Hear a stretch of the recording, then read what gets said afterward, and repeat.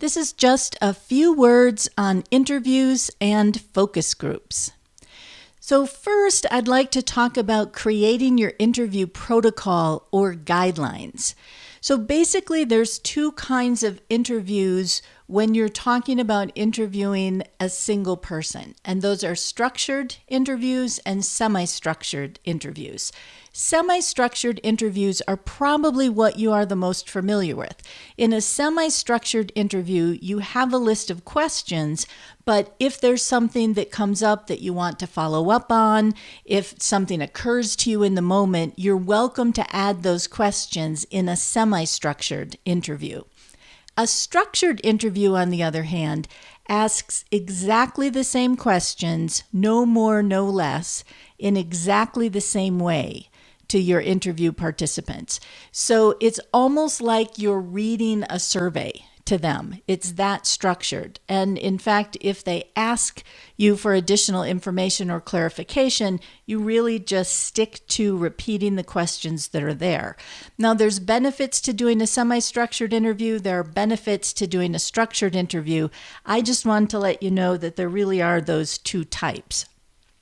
So the next step, once you decide if you're doing semi-structured or structured interviews, is to go ahead and create your interview protocol or your guide for your interview or your focus groups. And again, just as a reminder, focus groups are basically group interviews, as opposed to when we say interview, we're generally talking about one person. So whether you're talking about a single person being interviewed or a group of people being interviewed, you want to go ahead and create your interview protocol or your interview guide. So here's what you're going to do. First of all, I strongly recommend that you write out your introduction. And the reason that I want you to write out your introduction is so that you don't forget to say anything to anyone. A written out introduction, a script for your introduction, will guarantee that each of your interview participants gets exactly the same information. So in addition to the regular things that you might want to include in your introduction, such as what's the purpose of this evaluation and how's the information going to be used and about how long is this interview going to take, in addition to all that, you want to be sure to let the participant know that you're going to be taking notes and that the reason that you're taking notes is so that you can have the information when you're done interviewing, when you're compiling and analyzing the information. If you are planning to record the interview, you also want to ask them for their permission to record it. And then related to both of these two bullets is that final third bullet, which is you want to make sure that you share the parameters on confidentiality with them and how you will be handling your notes and recordings. So if the confidentiality agreement that you have made with whoever else, whether it's a key stakeholder, anyone that you're interacting with, in the organization, the agreement that you've made with them on confidentiality is what needs to be shared. So if you have agreed that no one is going to listen to the recording and no one is going to see your notes but you, then that's what you can tell your interview participants. If you have agreed that you're going to share all this information with the organization, then that's what you need to let your interview participants know. So the purpose of letting them know the confidentiality, what's going to be happening in terms of confidentiality, what's going to be happening in terms of the notes and the recordings that you're making, the purpose of that is so that they're aware of what's going to happen to the information they provide you before they provide it. So those are three things that you want to make sure that you include as part of your written out introduction. So for individual interviews, you're going to want to write out all your questions. And if you are doing a semi-structured interview, you want to go ahead and consider writing possible follow-up prompts. So you have a question, and maybe if they say yes, you go in this follow-up direction. If they say no, you go in this follow-up direction. Or if they say a particular answer to the question, you might have some follow-up questions that you want to ask. The other thing that you might want to consider for your note-taking is you can either write out your questions and leave space after each question so that you can take notes, Or you might want to put all of your questions on one sheet numbered so that then you can take notes on a pad of paper and number so that you know which answer, which comments go to which question. So whichever of those ways makes the most sense for you for gathering notes, that's what I encourage you to do. Now, if you're doing group interviews or focus groups, you definitely want to write out all of your questions as well. There is no such thing. Well, I don't know if that's true, but most of the time, 99.5% of the time, you're going to be doing semi-structured interviews with focus groups. And then finally, write your closing statement. Make sure that you have a nice, clear way for yourself to end the interview, including thanking the person or people that are being interviewed for their time. So that's creating your interview protocol. Next thing we're going to talk about is capturing your interview data. So I strongly recommend that you both record your interviews and that you take notes. And here's why. Because recordings fail. Sometimes you think you're recording and it has stopped recording, or the recording gets corrupted, or you accidentally delete the recording at some point.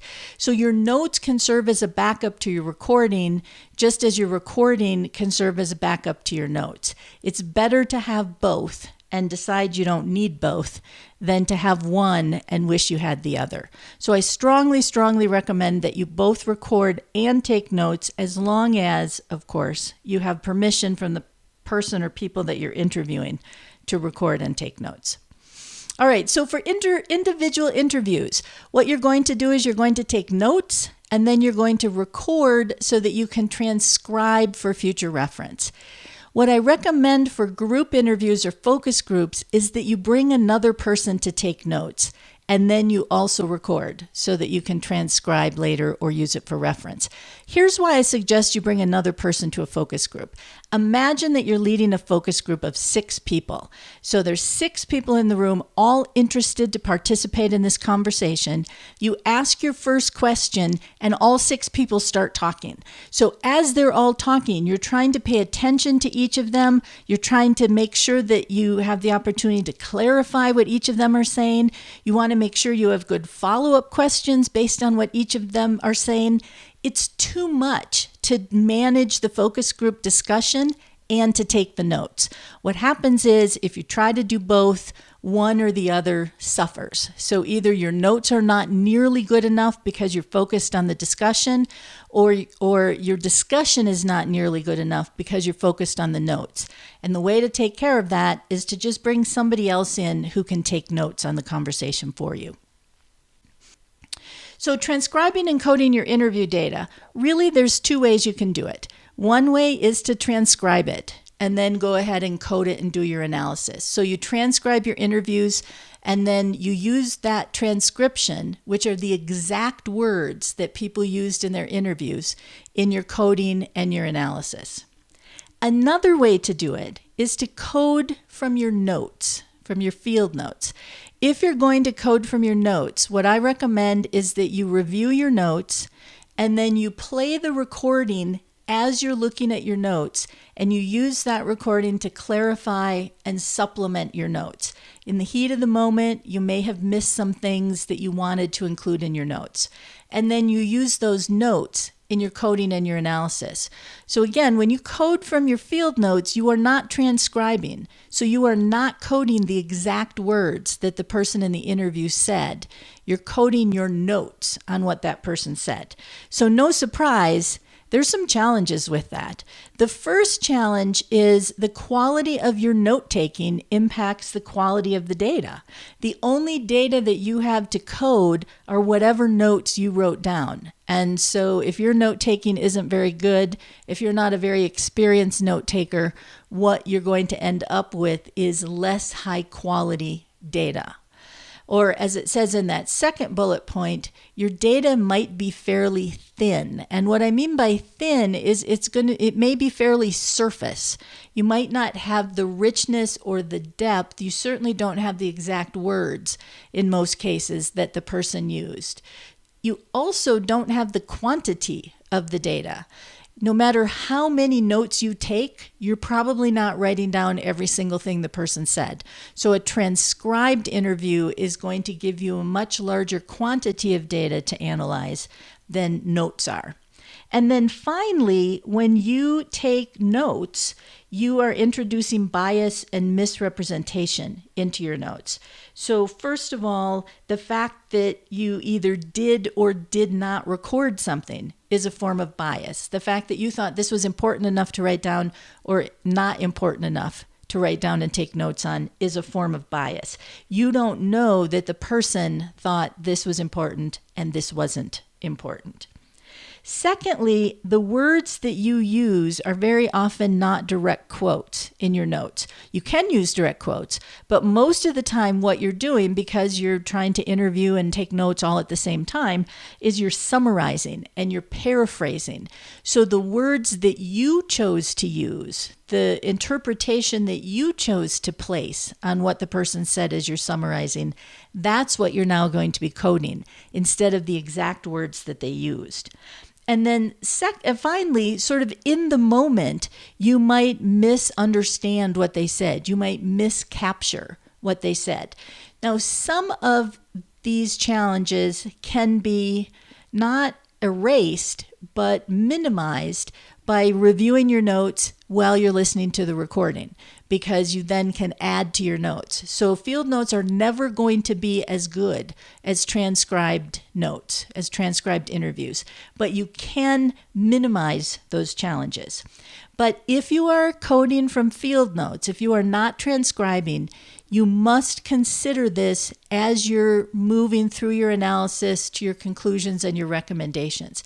You have to remember and acknowledge that you are coding your notes based on what the person said. You are not coding exactly what the person said. So you can see from this, there are some serious disadvantages of coding from field notes. So why would we ever want to code from field notes? Because transcribing takes a lot of time. So what you need to decide is, am I more concerned about the accuracy and quality of the data that I get from what that person said in that interview? Or is it more important, is it good enough for me to use my field notes in the interest of speed? Quick summary then for interviews and focus groups. First of all, you're going to create your interview protocol or guide. You'll decide if you're doing semi-structured or structured interview. You'll write out your introduction, your questions, and your closing statement. Then you'll conduct your interviews. And as you conduct your interviews, you're going to record and take notes. And I strongly recommend that another person takes the notes in your focus groups. And then finally, you'll transcribe and code your interviews. And as it says on the screen, you may decide that it's fine to code from your notes instead of transcribing the recording, but just remember that relying on field notes has a negative impact on both the quality and the quantity of the data that you'll have available to use as you analyze. So that is a summary of what you need to do for interviews and focus groups.